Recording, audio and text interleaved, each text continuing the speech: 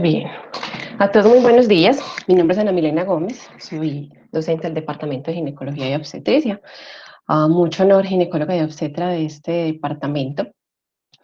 El día de hoy vamos a tener entonces la reunión del Ateneo.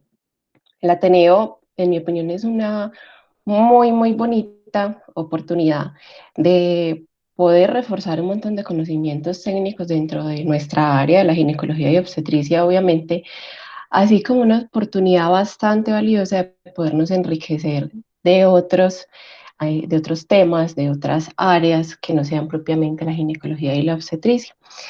Por estos días que el estilo de vida de casi todos nosotros ha tenido un cambio, creo que ha sido una gran oportunidad de aprender no solo de nosotros mismos, de la situación que está pasando, obviamente reforzar un montón de conceptos en nuestra área y es el momento de resaltar la labor del departamento en mantenernos juntos todos los días, 2 veces al día, haciendo reuniones, intentando mantenernos siempre juntos académicamente. Pero esa es una oportunidad entonces de enriquecernos no solo académicamente en nuestra área, sino en otro montón de áreas, y es la invitación a que si tenemos un poquito más de tiempo o una posibilidad de dirigir el tiempo a lo que antes, diferente a lo que antes hacíamos, pues qué tan bueno podernos enriquecer en otras áreas. El día de hoy entonces el tema del cual les voy a hablar, se preguntarán qué es aprender a aprender. Y básicamente la motivación para hablar de este tema es que somos aprendices toda la vida y hemos sido aprendices gran parte de nuestros años, tal vez, no, todos los años en realidad, porque así no estuviéramos en una guardería inicialmente, pues éramos educados en nuestra casa. Entonces, hemos sido y seremos aprendices toda la vida. Estamos en un área además de la medicina donde vamos a aprender toda la vida, donde en realidad no hay un fin, donde digamos, bueno, que aquí acabé y ya no vamos a estudiar más, ¿no? En realidad es para toda la vida. Y en realidad ha habido poca o nula educación a través de nuestros años sobre cómo hacerlo adecuadamente. Eh, ¿Y por qué? La pregunta entonces es ¿por qué no aprender a hacerlo bien? Sin duda todos hemos tenido la sensación de frustración o de pérdida de tiempo, el estrés asociado a que el aprendizaje no fluye como quisiéramos todo el tiempo. Y por eso es necesario entonces probablemente volver a lo básico, a redescubrir qué es lo que se necesita y redescubrir aquellas cosas que suponíamos que no eran necesarias. Gran parte de esta charla está basada en un curso del mismo nombre que se llama Aprender a Aprender, que es dictado por la Universidad McMaster de Canadá y la Universidad de California en la plataforma Coursera. Es una invitación para que entonces exploremos diferentes alternativas de aprendizaje por estos días. Y está dictado por especialistas en neurociencias. Entonces, básicamente vamos a hacer un recorrido por algunas de las estrategias para el aprendizaje. En realidad, si quisiéramos abarcar todas las estrategias de aprendizaje, creo que podríamos hacer un simposio de 1 o 2 días. Entonces, básicamente es dedicarnos a algunas de estas. ¿Cuál es el objetivo de esto? Entonces, descubrir o recordar, si ya lo teníamos, lo habíamos conocido alguna vez en la vida, formas nuevas de mantener la concentración y poder incrustar ese material de forma más profunda y efectiva. Es importante entonces aprender a condensar ideas clave para poderlas tener a la mano y asimismo evitar esa pérdida de tiempo, esa sensación de frustración y aprender más eficazmente. Vamos a hablar de algunas premisas antes de empezar. Esta charla se va a basar principalmente en 2 estrategias. Primero, como las que les acabo de mencionar, algunas estrategias para mejorar el aprendizaje y finalmente una estrategia dirigida exclusivamente para la formación de cirujanos. Premisas importantes.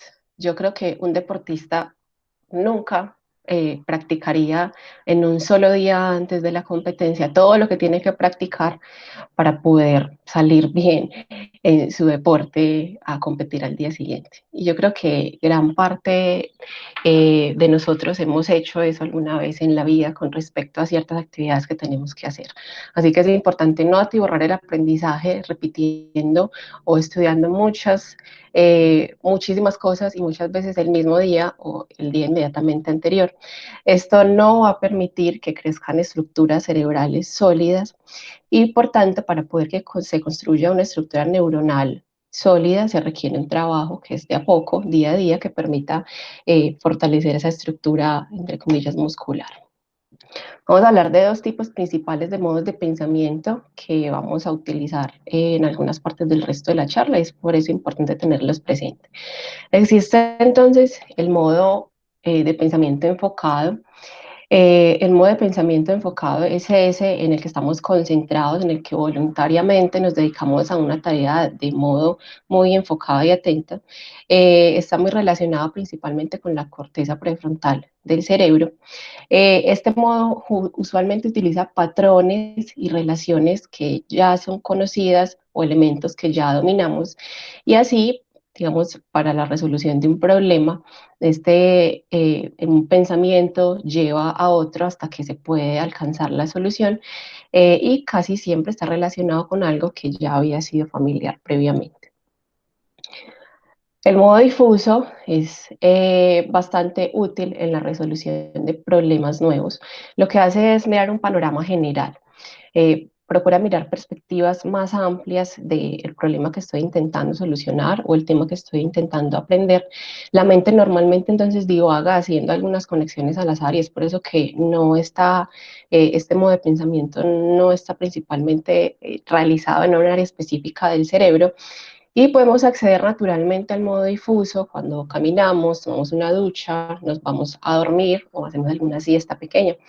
Esto permite entonces que haya procesos neurales por debajo de la conciencia y permite entonces que al tomarse un poquito de calma y de tiempo las soluciones puedan aparecer. En esta diapositiva aparece por aquí abajo Salvador Dalí, un pintor surrealista del siglo XX. Dalí es un buen ejemplo del modo difuso porque él solía utilizar una técnica interesante que le ayudaba a crear sus pinturas surrealistas. Él solía relajarse en una silla y dejar que su mente vagara pensando en algo que ya se había concentrado previamente, en el que ya había estado en modo enfocado previamente, y mientras estaba recostado en una silla sostenía unas llaves en la mano, moviéndolas justamente por encima del suelo.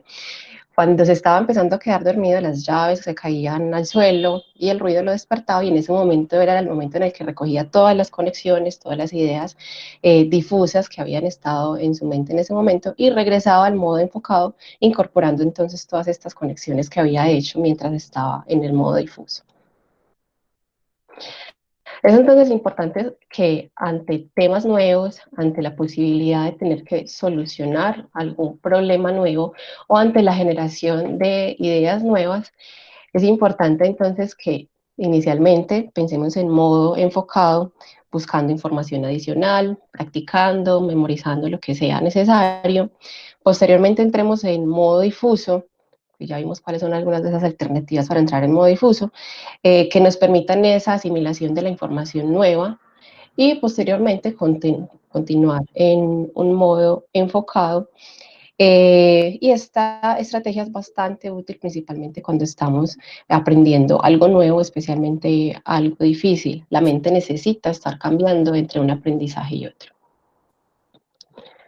Con respecto a la memoria, el tema de la memoria es un tema bastante amplio, pero vamos a hablar de dos particularidades especiales y son los dos tipos de memoria principales, y es la memoria de trabajo a corto plazo y la memoria a largo plazo. La memoria de trabajo, un poco más sensorial y operativa, es de un procesamiento más inmediato y consciente y tiene una capacidad limitada. La memoria a largo plazo es una memoria en la que se almacenan conceptos y técnicas fundamentales para el aprendizaje, y por el contrario de la otra memoria pues tiene una gran capacidad. La gran pregunta entonces es cómo hacer para llevar todas estas memorias que están ubicadas en la memoria de trabajo o de corto plazo hacia la memoria de largo plazo, que es donde la necesitamos para poderla recordar el resto de la vida probablemente. Y una de las estrategias importantes es que se requiere visitarlo varias veces, con tiempo y práctica.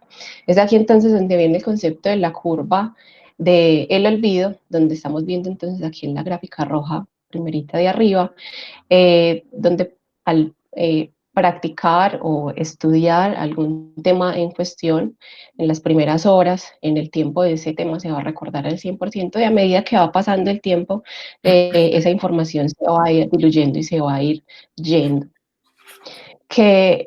¿Cuál es la mejor estrategia entonces para poder entonces hacer que esta curva no sea una curva completa en descenso, sino que por el contrario se vaya sosteniendo a través del tiempo? Es la estrategia de esa práctica repetida. Ya vamos a ver qué es eso. Entonces la técnica de repetición espaciada, que se basa entonces en repetir lo que deseo aprender, pero en vez de hacerlo en un periodo largo de tiempo, 4 horas continuas, básicamente nos permite entonces espaciarlo a través del tiempo, dividir, por ejemplo, esas mismas 4 horas, pero a través de los días, porque en realidad cuando toda la información llega en un solo momento, es como si regáramos entonces una planta en un solo día, en realidad ya requiere que se riegue a través de los días. Esto va entonces a estimular esa memoria a largo plazo y a provocar un mayor aprendizaje. Y sin duda, es aquí donde esta premisa es fundamental, la práctica es la que hace permanente la nueva información en nuestra mente. Muy bien, este tema yo sé que es bastante conocido por muchos de nosotros, si no todos. Es muy probable que si yo dijera levantemos la mano, ¿quién ha estado relacionado con la procrastinación alguna vez en la vida? Todos o casi todos levantaran la mano en este momento. La procrastinación, ese arte fastidioso de postergar tareas.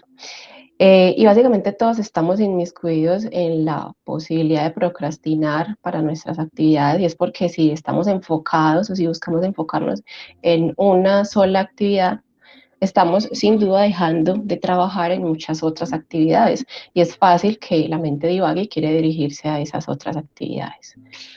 ¿Hay alguien en este momento que tiene el micrófono activado? Le pido el favor que lo pueda desactivar.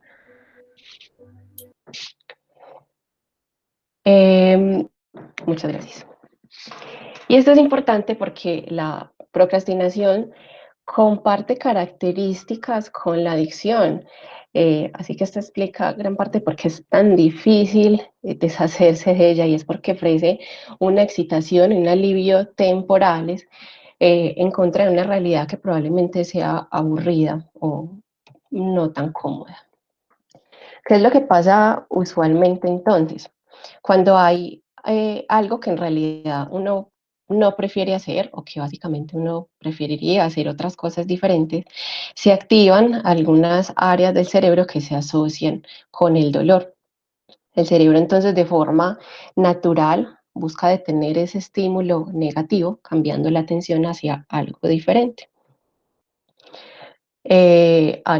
que nos va a ofrecer probablemente una gratificación instantánea y que finalmente nos va a llevar a sentirnos felices, tranquilos, pero temporalmente.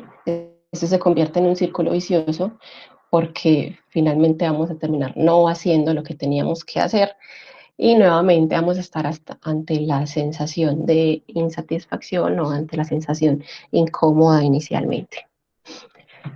Esta imagen parece un poco chistosa si la miramos en detalle, pero yo creo que todos alguna vez en la vida hemos estado en este mapa de la procrastinación y es esa posibilidad de poderse dedicar a otras tareas en apariencia importantes, pero que básicamente están dando una sensación de satisfacción temporal, intentando evitar entonces esas tareas que nos causan un poquitico más de malestar.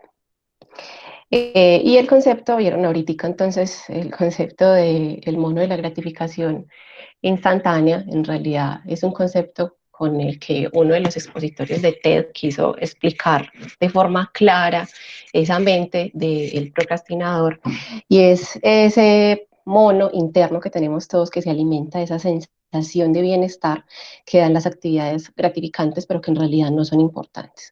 La procrastinación es un hábito bastante fácil de desarrollar, pues claro, enfocarse en algo más placentero sucede muy rápida y fácilmente. Ahora la pregunta es, si listo, gran parte de nosotros hemos tenido este problema alguna vez en la vida o con más frecuencia de lo que queremos, ¿cuál es la forma de salir de este? Entonces, recuerden que ninguna de las estrategias que les estoy dando son estrategias mágicas, todo requiere compromiso y práctica.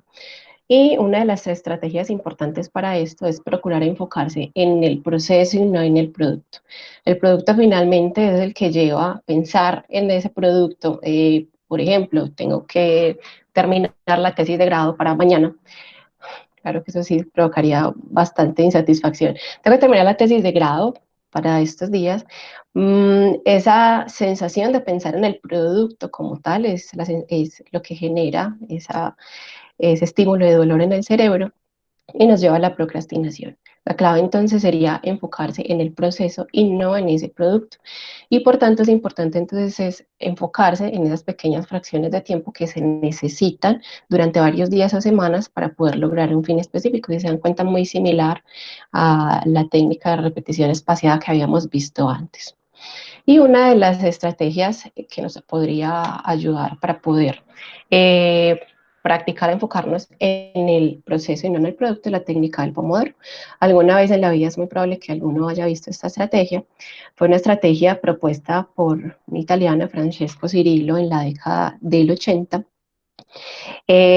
donde él entonces propone, básicamente basado en un temporizador que tenía, que es un temporizador de cocina, que tenía forma de tomate y por eso le llaman la técnica del pomodoro, en la que se trata de enfocarse tiempos definidos con este temporizador, en un modo muy enfocado, dando espacios de tiempo para dedicación a un modo difuso o de descanso. Entonces, ¿cuál es la estrategia como tal? Digamos, paso a paso. Lo primero es, entonces sería hacer un listado de tareas priorizadas. Es importante comprender que aprender requiere un equilibrio complejo entre muchas tareas diferentes, y por eso entonces se requiere hacer una lista de tareas. Es importante entonces que esa lista de tareas se haga una semana, digamos, semanalmente o preferiblemente diariamente en la noche anterior. Es importante que sea la noche anterior porque eso ayuda al subconsciente durante la noche a poderse aferrar a esas tareas, de modo que pueden ser resueltas al día siguiente. Es importante también entonces que ese listado de tareas pueda dividirse en tareas pequeñas y realizables. Eh, Esta lista de tareas también podría incluir actividades que impliquen movimientos físicos. Recuerden que la actividad o el movimiento físico nos hace entrar en modo difuso, que también es importante. Es importante entonces poder mezclar las tareas, no permitir que sean tareas que nos hagan pasar largos ratos sentados. Y también es importante entonces priorizar esas tareas desde las más importantes y probablemente las no muy agradables de realizar en primer lugar y posteriormente las siguientes. El segundo paso entonces es apagar todas las interrupciones. En esto fallamos, yo creo que casi todos, parece una tarea supremamente fácil, pero sé que todos fallamos en esta área, y es entonces poder alejar todas esas posibilidades que nos van a hacer procrastinar. Recuerden que es un hábito automático, entonces poder alejar el celular, poder alejar el internet, alejar el televisor y podernos enfocar durante el tiempo que sea necesario.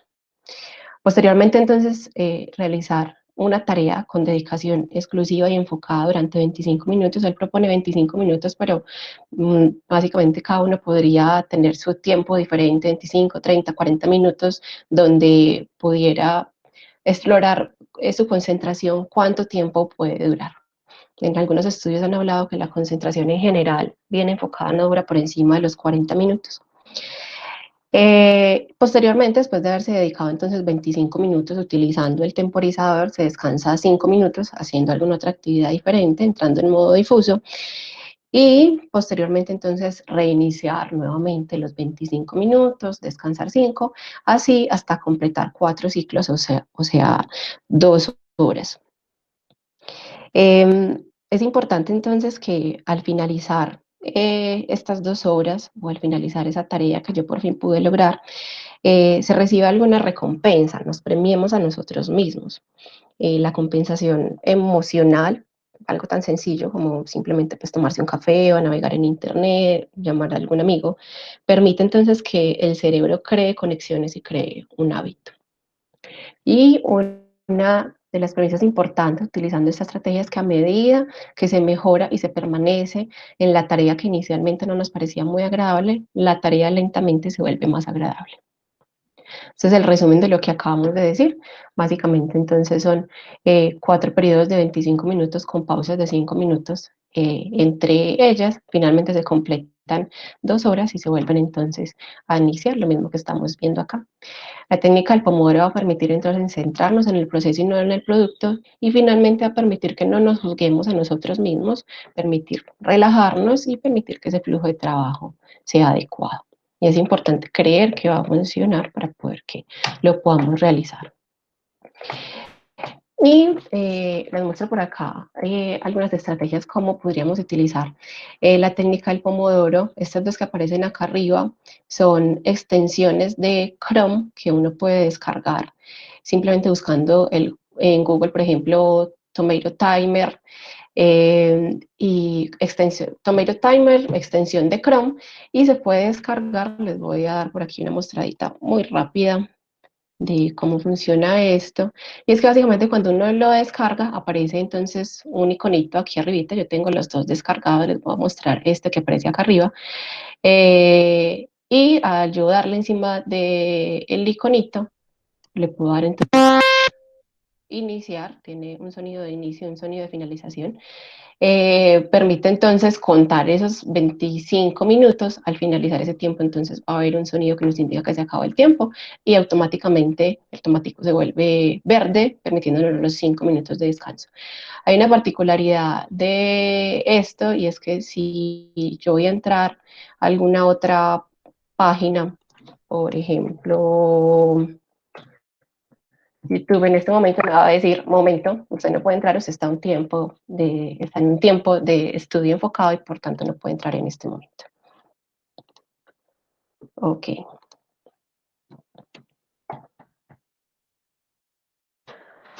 Bien, entonces ya estando dentro de ese tiempo en el que estoy dedicando de modo enfocado esos 25 minutos, ¿qué estrategias puede haber para poder que ese estudio se haga de forma efectiva? Una de esas estrategias es la estrategia de fragmentación. Básicamente, que es un fragmento? Un fragmento, entonces, fragmentar es el proceso mental que nos ayuda a unir pedazos de información a través de un significado, y un fragmento es una pieza de todo el completo, es como si fuera una pieza de un rompecabezas. Un fragmento entonces es una unidad lógica que es fácil de recordar, y también es fácil que ese fragmento forme parte de una imagen más grande que se está aprendiendo sin necesidad de recordar o memorizar toda la imagen completa. Una vez se logra hacer un fragmento de una idea, un concepto, ya no se necesita recordar todos los pequeños detalles subyacentes de toda la idea. Y al tener varios fragmentos de un tema o de una idea, va a hacer entonces que todas esas piezas individuales se junten y puedan formar un todo. ¿Por qué es importante entonces formar fragmentos? Y fragmentos no solo en áreas específicas en las que nosotros nos dedicamos, eh, como el área de la ginecobstetricia, sino en otras áreas diferentes, como lo que estamos haciendo en este momento. Y es que los fragmentos son caminos cerebrales en los que en el momento en el que haya alguna duda, una necesidad, una creación de una nueva idea, automáticamente el cerebro es mucho más fácil ir a recoger el fragmento de información que yo tenía guardado en algún punto de mi cerebro y utilizarlo no solo para el área específica para la cual yo lo estudié, sino que muchas veces puede dirigirse a otras áreas diferentes. ¿Qué se requiere entonces para este proceso de fragmentación? En el paso 1 es importante concentrar toda la atención para poder unir esas nuevas ideas con los patrones preexistentes en el cerebro. En el segundo paso, entonces, es importante poder entender la idea básica de que se intenta fragmentar.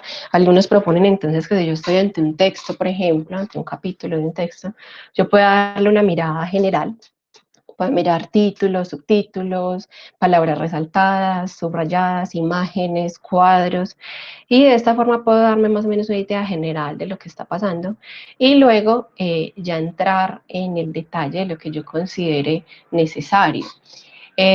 Algunos hablan incluso de la posibilidad de alternativas adecuadas, como poder utilizar fichas bibliográficas, incluso existen alternativas en Internet para que se pueda hacer de forma más fácil, de forma incluso más gráfica. Utilizar, por ejemplo, mapas conceptuales, pero con los mapas conceptuales es muy importante tener en cuenta que no son muy útiles cuando yo lo estoy haciendo mirando y trasladando la información directamente del texto a un mapa conceptual. El mapa conceptual es útil cuando yo leí lo que tenía que leer, lo que tenía que estudiar y posteriormente me dedico a realizar un resumen o las notas o el mapa conceptual dentro de lo que ya está en mi cabeza y no trasladando textualmente lo que está en el texto que acabo de leer. Es importante ir entonces de lo más básico a lo más complejo, tomar ideas cortas e importantes y poder ajustar de acuerdo a esas ideas que yo ya considero importantes algunos elementos que sean faltantes. Y recuerden que es importante entonces la práctica de repetición espaciada, principalmente de la que habíamos hablado al inicio. Y en el paso 3 es importante entonces entender el contexto del tema del que estoy estudiando. Este contexto nos hace saber cuándo utilizar lo que estoy estudiando y cuándo va a ser útil entonces que este fragmento de información sea utilizado. Se trata de ver más allá del problema inicial, ver con un poquito más de amplitud y ese fragmento en un panorama más grande donde podría ajustarse. Ahora, ¿por qué es importante entonces hablar de fragmentos y de los otros elementos que hemos hablado? Y es gracias a eso, es el efecto Einstein. Einstein viene del alemán. Eh, es un concepto que yo sé que hemos conocido de otra forma, como un sesgo cognitivo, una fijación cognitiva, que algunos de pronto hemos tenido un poquitico de acercamiento a ese concepto, y es esa tendencia del cerebro a poder aferrarse a una solución que ya es conocida, es una solución que ya ha sido útil ante cierto problema o duda previamente y por eso el cerebro automáticamente dice que no vale la pena buscar otras alternativas que probablemente eran mejores, más rápidas y más fáciles. Porque es importante entonces tener múltiples fragmentos de múltiples áreas en la vida y es por esto, porque al enriquecernos de múltiples patrones cerebrales, fragmentos de múltiples áreas, va a hacer entonces que no nos enfoquemos en una única posible solución porque ya la hemos vivido previamente, sino que podamos ver múltiples posibilidades de solución. Aquí hago una pausa y es importante saber que esta es una de las bonitas estrategias que, por ejemplo, utiliza nuestro departamento, y es que para uno poderse llenar de fragmentos de diferentes áreas o de diferentes formas, requiere múltiples fuentes. Las múltiples fuentes se logran entonces cuando tú vas a un seminario, ok, escuchas al profe hablar de el tema específico, pero los fragmentos se forman entonces también de no solo quedarse con lo que el profe dijo, sino de lo que yo leí de diferentes fuentes. Importante que no sea de una sola fuente, sino de diferentes fuentes. Y también es importante entonces cuando uno de los métodos que nosotros utilizamos, hemos utilizado en la formación en medicina en general, son las rotaciones y es la posibilidad de obtener conocimientos de un profesor. Y es importante entonces que ese conocimiento no se consiga de un solo profesor en un solo hospital, sino que se pueda conseguir de diferentes docentes y en diferentes lugares de práctica. Es por eso que las prácticas de los estudiantes y residentes es fundamental que se nutran de diferentes lugares y aunque nos guste y nos encante un solo profesor y un solo lugar, requerimos podernos nutrir de diferentes posibles alternativas, de diferentes posibilidades de respuesta ante ciertos problemas que harían tal o cual profesor.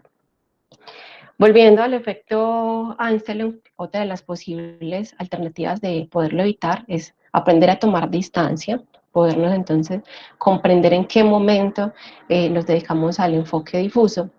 Y eso es importante poder, ojalá, tomar distancia emocional. Es muy diferente cuando un problema o la necesidad de solución de algo está ligado a que yo soy quien tiene que responder y es a mi cargo que está esa solución de ese problema, que decir que estoy involucrado emocionalmente. Es bastante útil cuando uno toma distancia emocional, y tomar distancia emocional, por ejemplo, es preguntarle a alguien que no está inmiscuido en esa solución de ese problema en este momento, y eso nos va a ofrecer fácilmente claridad y creatividad para la solución de problemas. Los cambios grandes en los paradigmas en nuestra área y en muchas otras áreas han ocurrido gracias a personas que tienen esa capacidad de cambio, o que incluso son personas que han tenido fragmentos o que han tenido entonces educación de otras disciplinas o áreas distintas, que permite entonces que se puedan romper esa única forma de ver las cosas y puedan romperse estos paradigmas. Y por último, esta última estrategia que va a estar ligada entonces con nuestra educación, un nuevo método, una estrategia alternativa para la educación de cirujanos, y es la técnica de recuperación o del recuerdo. Básicamente, entonces, ¿de qué se trata esto? Leer el texto que tengo que leer o estudiar lo que tengo que estudiar, parar, cerrar lo que estoy haciendo e intentar recordar y nuevamente organizar mentalmente todo lo que acabo de leer. Y de esta forma podría tomar incluso notas al margen, hacer algún resumen, hacer lo que hemos hablado ahorita de mapas conceptuales, pero solo basado en lo que estoy recordando de lo que acabo de estudiar. El proceso de recordar realza el aprendizaje profundo y ayuda a formar esos nuevos fragmentos. Es mucho más útil, y se ha demostrado ya en estudios que es mucho más útil que releer o hacer resúmenes, mapas conceptuales directamente de la fuente, y permite tener entonces un tiempo más enfocado y efectivo. La relectura solo es efectiva si se deja que pase algún tiempo, como la técnica de repetición espaciada que habíamos hablado previamente, y refrescar el material que acabo de leer o que acabo de estudiar en un espacio diferente al que acabo de hacerlo, va a permitir entonces que el cerebro se independice de esas pistas que me había dado, incluso el lugar donde había estudiado previamente, y pueda refrescar esos conocimientos de forma más efectiva. Este es uno de los estudios entonces que demuestra que esa práctica del recuerdo es mucho más efectiva en el aprendizaje comparado con el estudio elaborativo, como por ejemplo los mapas conceptuales. Es una poderosa vía para promover el aprendizaje con significado de conceptos complejos, produce más aprendizaje que otros tipos de estudio, como ya había dicho, como los mapas conceptuales, por ejemplo, excepto si se utilizan realizando la técnica de recuperación del recuerdo. Eh, y todo esto va dirigido principalmente es que tan solo el acto de poder reconstruir mentalmente el conocimiento de lo que acabo de leer en sí mismo incrementa el aprendizaje. Y otra de las anotaciones importantes es que son bastante útiles la forma como algunas estrategias de estudio dirigen después de un texto al estudiante a la realización de preguntas, donde uno pueda ponerse a prueba a uno mismo, permitiendo que ocurran errores en ese momento, porque los errores básicamente son supremamente valiosos y permiten hacer reparaciones en ese momento. Muy bien. Ahora, ¿cómo trasladar esta última estrategia que acabamos de evaluar a la posibilidad de formación de cirujanos en cualquier área, no solo cirugía general? Y resulta que nos encontramos con este artículo de revisión, un artículo publicado en el 2018 en la revista Iatreia, realizado por nuestros compañeros del Departamento de Cirugía General de la Universidad de Antioquia, donde hacen una revisión entonces de la estrategia de entrenamiento mental y los cirujanos como una estrategia de mejoramiento para el aprendizaje, principalmente en las personas que se encuentran en formación como cirujanos, como los residentes, aunque también obviamente aplica para aquellos que ya se encuentran en la práctica diaria. Se explica entonces que el éxito de la cirugía depende de las competencias quirúrgicas académicas de cirujano, claro, sin duda, y el control de múltiples variables del ambiente quirúrgico y de habilidades cognitivas avanzadas. La efectividad entonces del cirujano depende tanto de la destreza quirúrgica como de la destreza mental, como la capacidad de integrar ambas características. Y esto nos lleva a comprender entonces que las habilidades no técnicas juegan un papel fundamental e importante para el cirujano. Y que para poder lograr esa habilidad integradora, la práctica repetida y perfeccionada durante la etapa de entrenamiento o el ejercicio clínico es bastante importante. ¿De qué se trata entonces el entrenamiento mental? Fue propuesto por el psicólogo australiano Alan Richardson en el 67 y básicamente procura un entrenamiento simbólico mental de una actividad que en principio es física, pero que se realiza mentalmente en ausencia de movimiento muscular. Lo que busca entonces es generar habilidades psicológicas, generar un estado mental suficiente para que haya un adecuado desempeño y básicamente nos invita a usar la mente como un simulador. Este entrenamiento mental ya se ha estudiado y se ha practicado a lo largo de todos estos años en otras áreas como en el deporte, la música, la aviación e igualmente en el entrenamiento militar, que básicamente con respecto a la medicina tienen un factor común y es que son ambientes cambiantes y con elevados niveles de estrés. Este que está en la foto es Michael Phelps, y uno de los ejemplos del entrenamiento mental con él es que en la final de los Olímpicos de Beijing, en la final de 200 metros mariposa, tuvo un problema técnico con las gafas, pero como Michael Phelps está bastante entrenado con el entrenamiento mental, no tuvo problema en ganar la medalla de oro porque realizó la competencia con los ojos cerrados.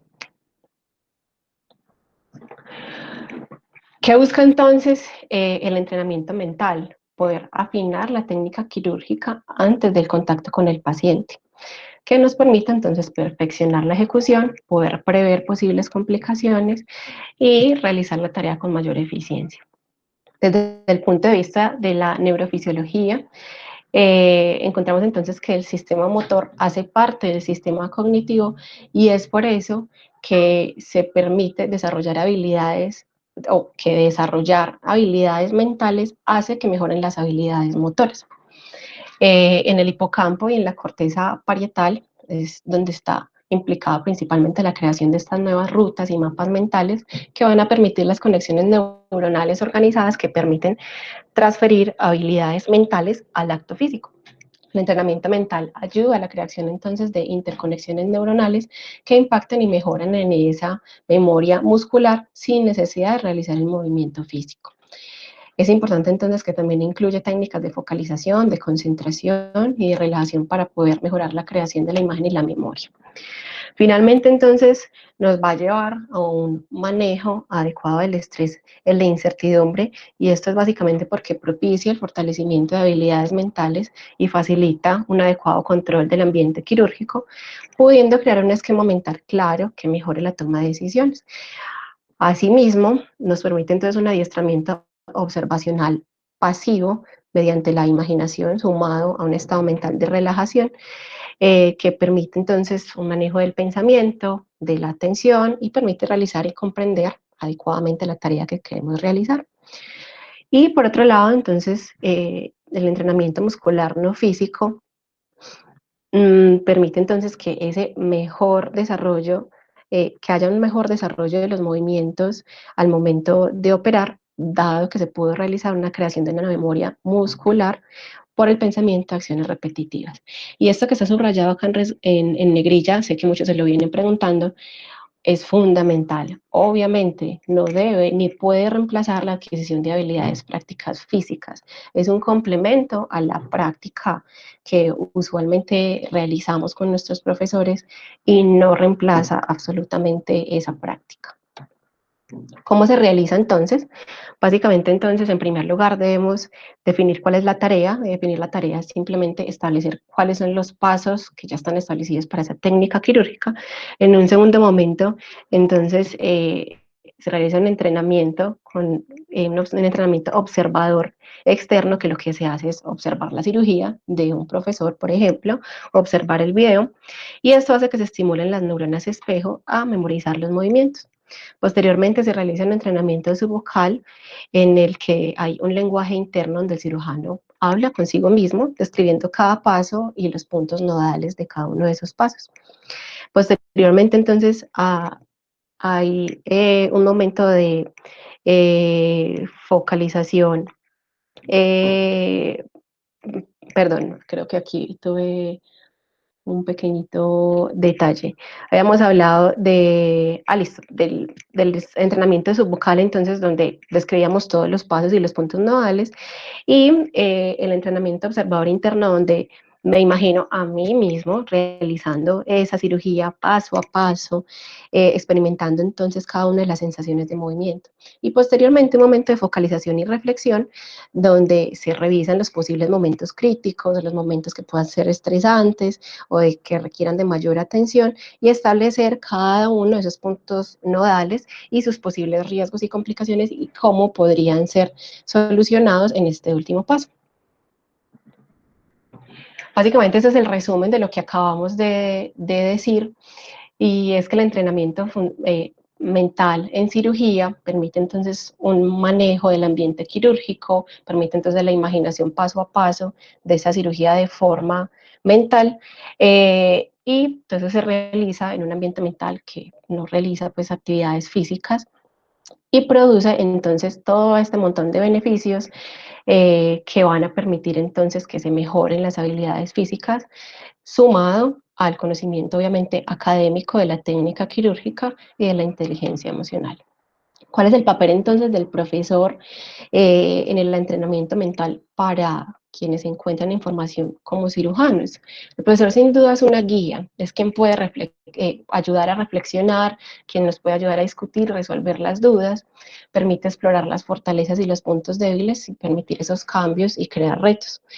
El profesor obviamente es quien ejecuta el procedimiento que el alumno se encuentra observando para poder obtener memorización de cada uno de esos movimientos. Aquí también es importante entonces obtener información de diferentes profesores, de diferentes docentes, obviamente nos va a enriquecer muchísimo más. Y el profesor es quien comprueba que posterior a la realización del entrenamiento mental hay una adecuada ejecución en el ambiente real, evaluando estos resultados. ¿Qué limitaciones entonces podría ocurrir con el entrenamiento mental? Proponen que el entrenamiento mental podría disminuir los resultados a través del tiempo a medida que más y más y más se va realizando, pero básicamente esto va ligado a que a través del tiempo el alumno podría carecer de acompañamiento del docente y el seguimiento de esos resultados. Eso digamos que provoca en él la sensación como de que no está siendo acompañado y vuelve a simplemente no realizarlo. Otra de las limitaciones es que si no se realiza de forma adecuada con los pasos que acabo de describir, podrían entonces visualizarse imágenes negativas, por ejemplo, que podría generar falta de confianza, aumento en la ansiedad o disminución en la motivación. Asimismo, poder imaginar errores y complicaciones con perspectiva negativa, si no se puede manejar de forma adecuada, podría provocar errores durante el acto real. Y otra de las posibles limitaciones es que cuando pasa mucho tiempo entre la realización de ese entrenamiento mental para una cirugía específica y la realización del acto quirúrgico real, podría haberse disminuido los resultados. Si se dan cuenta, todas estas limitaciones que acabo de mencionar van a poderse mejorar y fortalecer con un adecuado acompañamiento por un docente y manteniendo esa motivación por realizarlo de forma adecuada por parte del alumno. Es una práctica que es gratuita, que disminuye favorablemente, disminuye e incide favorablemente en esa curva de aprendizajes nuevos, y es una estrategia de simulación alterna a las estrategias de simulación que usualmente manejamos. Muy bien.